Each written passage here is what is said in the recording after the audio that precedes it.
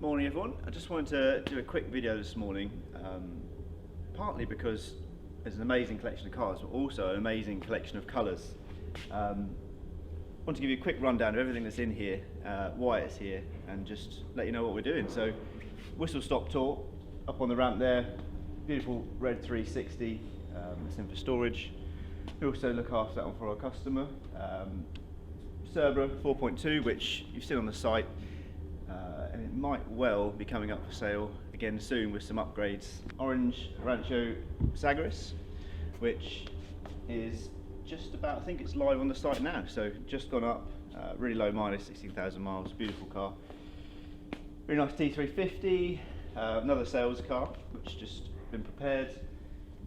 We've got a 4.5 Cerb up there, which is just finishing its pretty much a full restoration, chassis, interior, everything, so that's a big job.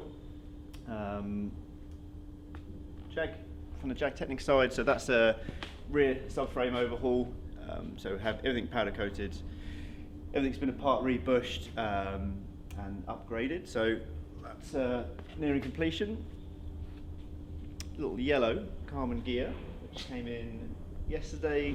Customers moving house, so they said, can we store it? And obviously we've got the space, so happy to look after any storage cars. A couple more on the ramp down there. So we've got the Corvette, which is up for sale on the site. That is having major service, brake fluid change, and a few other bits and bobs just to get it 100% for its new owner.